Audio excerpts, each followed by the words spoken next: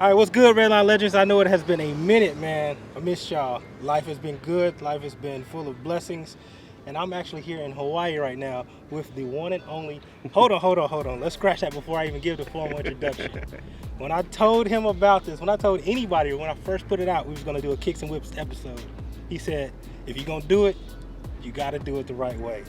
This is the one and only Roctown, one of my bros, man, out of Bloc.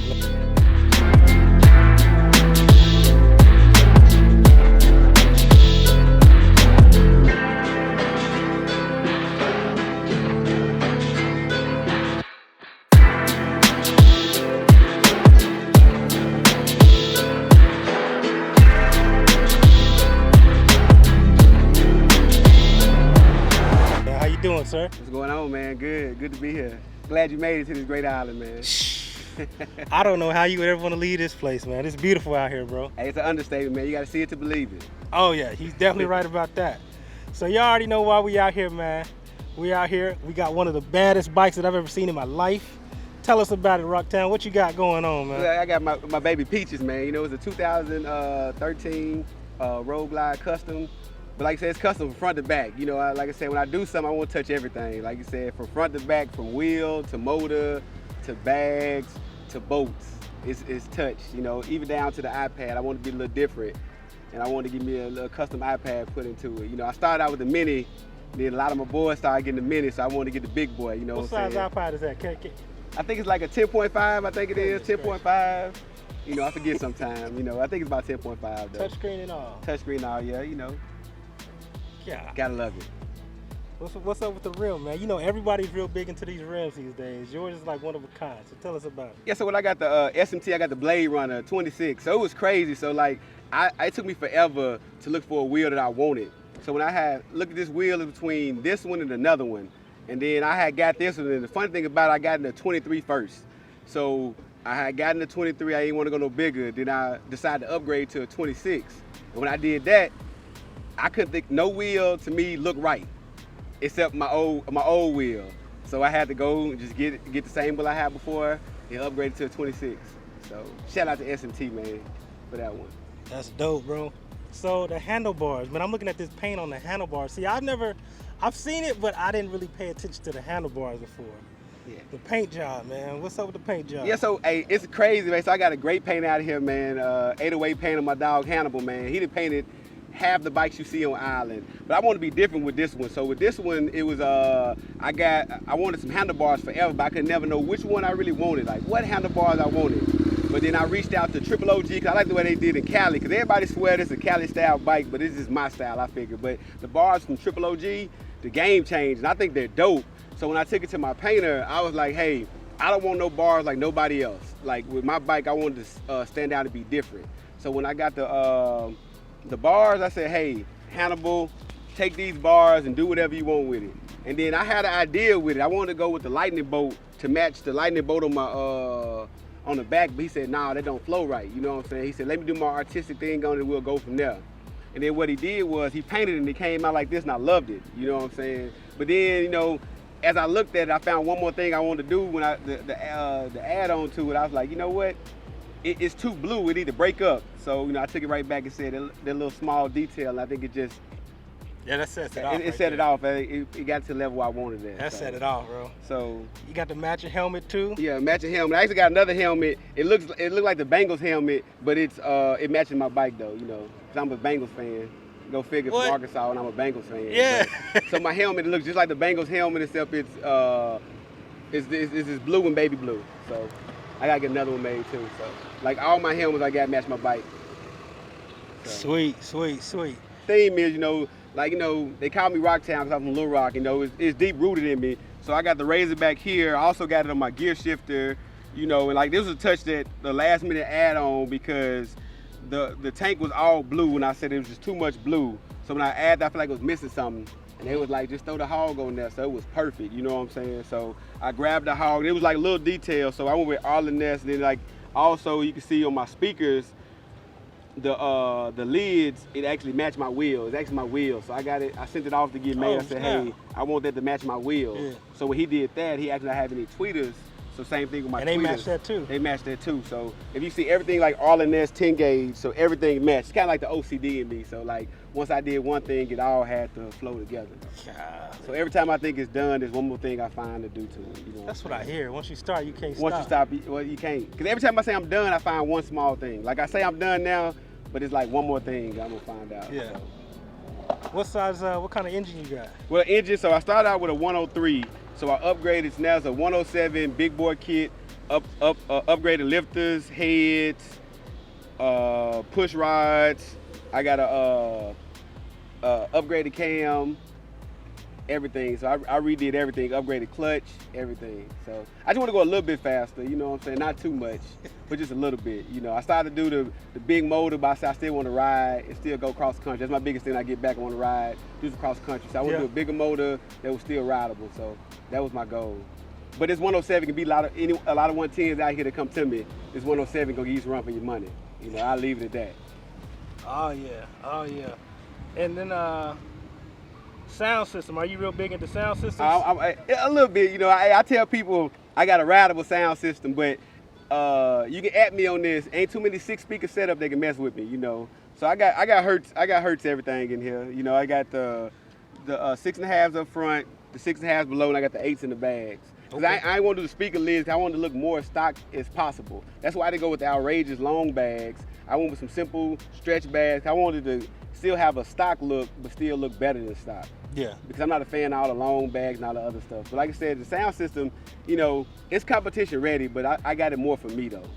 So that's the best way to say it. Hey, that's all that matters right there. So a couple other questions I got for you when it comes to like riding.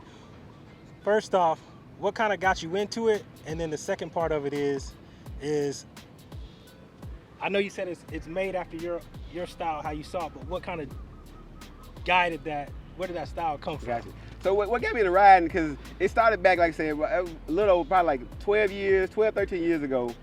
Everybody around me rode, but I never rode. You know, and I was actually around like a lot of, it started back in Atlanta, you know, but I had a love for it before that, because I grew up around uncles and other people that rode motorcycles, and I seen it, and it excited me, but I wasn't so close to it. So it was exciting, but I was like, eh. But then when I got to Atlanta, everybody around me had bikes. So I had a car, I got a nice car, rims. I was a car person, like big in the rims and the stereo system. So it didn't really draw me to it. And all my friends got bikes, and I was like, I want a bike. I got to get a bike. So I started off in the street bikes, and I loved it. And I told myself I would never get a Harley. It was an old man bike.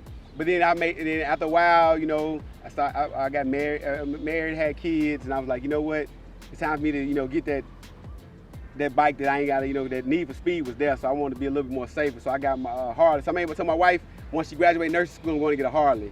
So I had the Harley and the street bike, but after a while, the love for my Harley grew. Yep. You know, so, and then I was content with it, because my whole goal was I'm not going to do nothing crazy with my bike, I'm just going to ride.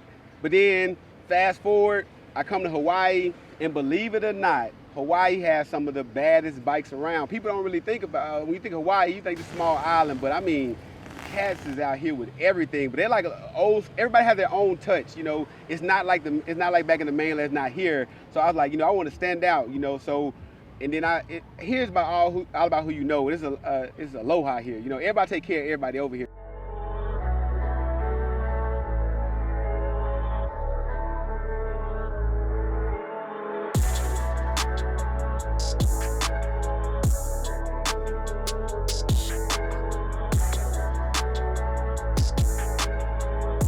So it's not like nobody trying to get over you. You got good prices. You got this right here. So Oh man, that's nice. I went into it, and then, you know, I started meeting people, and then once I got to know people, it's like, hey, what about this? And everybody like shares their story. Like, I got this here. Let me help you out this. I know a paint guy. I know this right here. So I just couldn't beat it. So after a while, like, you know, I start small, and I just order one thing, and then I just wait and order something later. But after a while, like 5 years later, it came into this, because it's like, I be sitting here on this island.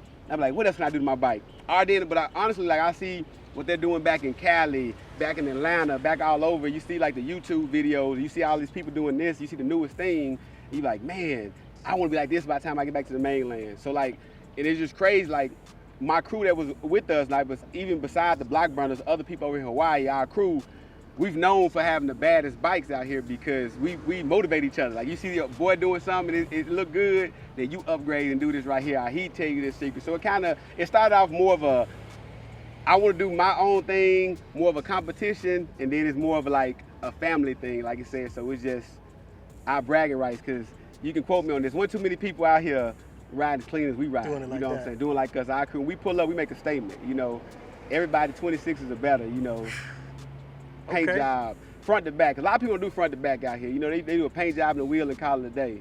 But you might can't see it, but I got a matching wheel, like everything touch. You know what I'm saying? So we kind of started that. Oh yeah. Yeah. So they can't match your style with the bikes. Let's talk about the shoes. Oh, now the shoes. Now this is 100% quotable. I don't think nobody on tools got a crazy collection than me. You know what I'm saying? When you match the style of the bike and the shoes, I don't think too many can mess with me. Honestly, you know, I don't think too many people can. You know what I'm saying? If you can, at me. You know what I'm saying? Let me know about it. But ain't too many people when it comes to shoes. You know what I'm saying? Because I look at, you know, you got different style of collectors. You know what I'm saying?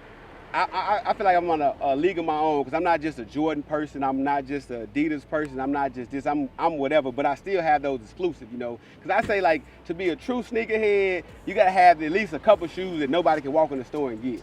I got to have that shoe that never touched the store. You know what I'm saying? Them exclusives. That's what I like to say. You know what I'm saying? So talk about the shoes you bringing today. Well, today I brought just a small amount, you know, so just what I can carry on the bike today. I brought my OG bred ones, like Chicago Jordan ones. It's like the staple of shoe, you know what I'm saying? I think, like, to me, that was everybody's go-to shoe. So I brought that one. And also, you know, since we're in Hawaii, I was like, which Hawaii shoe I'm gonna bring? And I brought the Hawaii Dunks, because I think they're amazing. They tell a story, and it's a hidden meaning behind it. You know, it's hidden parts of the shoes that a lot of people know about. So, you know, I brought that one, and I think that's the only shoe. And then I'm wearing my, you know, the Union 4s, you know what I'm saying? You know, just like another shoe that didn't go in the stores, not everybody got, you know, just a little something, slight flex. How do you get the shoes before anybody knows about them? Ace called, yeah, hey, we know the right people, you know what I'm saying? You gotta know the right people. And I will honestly say the sneaker community in Hawaii surprised me, because it's all about who you know. And like I said, Hawaii got some big sneaker heads. And I mean, you got the stores here, and everybody looks out for each other. There's a lot of aloha here. I'll just leave it at that. But it's all about who you know. You know, the right person can square you away. You know, and if you nice to people, they'll be nice to you. So, you know, they kind of look out for me over here. So I usually get those exclusives, you know. Sometimes I got to pay a little bit more than I want to, but I you know, I also get rid of shoes on the side too. So, you know, I sell shoes on the side too. So it kind of like go hand in hand. Sometimes I do a lot of trading for shoes to get that one shoe that I can't get.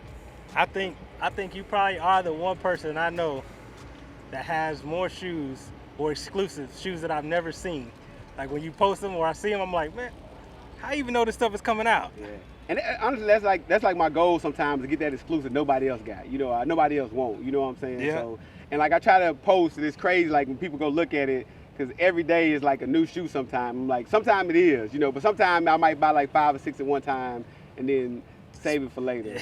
But the goal is to get those exclusive ones, because everybody likes to see the exclusive shoes that was not out yet. Because everybody see the regular shoes, the general releases, like they can go in the mall and see that. But I like to show off shoes that people can't see, I don't have. You know, That's fire. it's that wow factor. Oh yeah. This is definitely a one-on-one interview, a one-on-one experience, a one-on-one opportunity, a one-on-one type of a brother here, Roctown. Man, I appreciate you kicking it with us. Let me come out here on the island, come kick it with you. Man, it's been a pleasure, bro. Any last words before we go? Hey, I'm just glad you got to come out here and see this island. Like, a lot of people don't get to experience it. But like I said, it's something about the vibe here in Hawaii with the people. You just one with the island once you get here. You won't never understand that until you come here. You know, so I appreciate you for coming out here. I appreciate you for doing this, because when you did it, I was like, it's a great idea. But I wanted somebody to step their game up and some exclusive, some stuff that nobody else got. And that was the goal. That's all you, bro. Yeah, so. Redline Legendz, you already know what it is. 2022 is looking a lot better for us. A lot of things coming down the pipeline. Just be ready for it, all right? Peace.